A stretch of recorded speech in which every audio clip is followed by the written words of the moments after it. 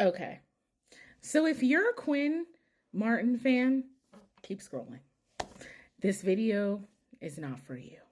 I thought I was done talking about Big Brother, but the post came up about that Chelsea was going to watch this 5 hour and 12-minute deep dive with Quinn that is on Wrap. And I'm sorry, but my first thought was 5 hours talking to a flop is wild. And so I wasn't going to watch it. And then somebody said, the longer the interview goes on, the more awkward it gets because Taryn is basically letting Quinn know, like, you really fucked up your game because of Leah. And Leah threw you under the bus countless times and said so many terrible things about you. And people wanted to work with you, but you kept wanting to bring Leah in, and they didn't want to work with Leah. And so they ended up not working with you because every single time you wanted to bring her in. And so once I saw that comment, I said, let me watch this. Because if you know me, y'all know I don't do rap because I don't care what two white men think about a game that involves people of color. I don't. Because there's so much that they're going to miss because they're white men. And they don't understand so much about people that are not like them. And so I'm not interested. I don't care what Rob thinks. I don't care what Taryn thinks. And even in listening to this interview, there is so much, maybe not so much, but there are several things that were said that they got wrong because they don't understand the context because they're just two white men. So, I watched this 5 hours and 12 minutes. So you don't have to. You do not have to watch this. Because I'm going to tell you, not necessarily like the most important parts, but I am going to tell you the things that I want to comment on that I think are important. And I have notes here. Okay? So, all right. So I'm just going to be honest. And I don't think that Taryn realized this, but literally, like, I turned this on. I was watching it for literally 10 minutes. Taryn looked fucking miserable. Like, it was clear he does not respect Quinn's game. He does not respect him as a Big Brother player. And I don't blame him because I don't respect Quinn's game. I don't respect Quinn as a Big Brother player. Like, he played horribly. For somebody who knows this game as well as he does, he played absolutely horribly. And it's embarrassing. So early in the interview, Quinn says that he knows how to endear himself to people. And I'm thinking to myself, no, actually, very clearly you don't, because you were never anybody's number one in the game. Even Leah, who you prioritized over every single person in this house, you were never her number one. You were never the most important person to her in the game, ever. So clearly you don't. So he said that one of his plans was that he was going to make a final two with the first HOH, no matter who it was. That doesn't make any sense. Why would you do that? Y'all have known each other a week. Like, or not even a week. At the time that the person becomes HOH, probably 4 or 5 days. Why would you make a final two with somebody you don't even know? That doesn't make sense. Like, if y'all will recall, Chelsea was hesitant to even work with the Pentagon because she was like, I don't really know these people.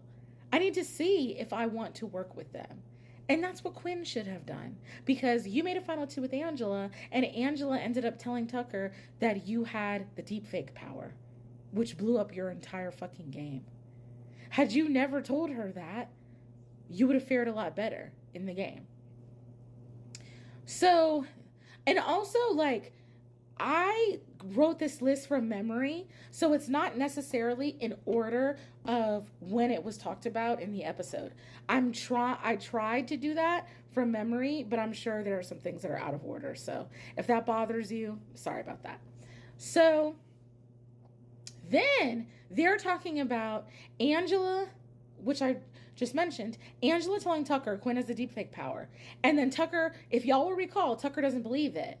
So then Tucker tells Chemo, yeah, Angela told me this. I don't believe it. Like, it's stupid. That doesn't even make sense. And then Chemo's like, no, he does have it. He told me he has it.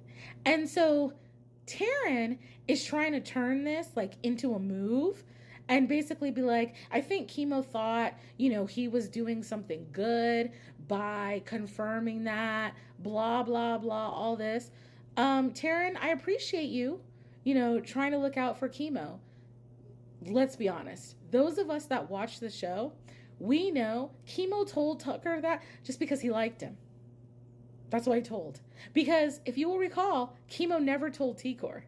And that was a thing between them that he never told her. So if he was doing it as a move to be strategic, he would have told his number one. He didn't. He told Tucker because he liked him. There's nothing more to that.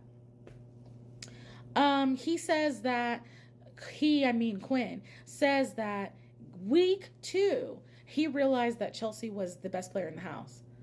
Now, if you will recall, we never heard him say anything like that until I think it was the week before he got evicted.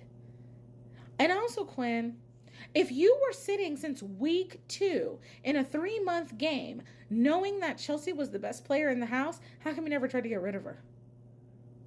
Like, I'm sorry, Quinn was actively lying in this interview. He told several lies to try to make himself look better and not look like the shit player that he is because I think he realized that Taryn was not really feeling it. And so he was trying to do what he could to make himself look better. And it just didn't work because they're obvious lies. So then it was kind of like they talked about, the T-Core and Chemo flip. And the fact of the matter is, Chemo didn't appreciate being on the bottom of an alliance, which, understandable. And that's why he wanted to flip. But it's not necessarily that Chemo is this master strategist. He just didn't like the way it felt being on the bottom of a group. And so then they talk about how Tucker got upset about Quinn wearing Rubina's skirt. And Quinn was like, I was so surprised by that because Tucker is super woke.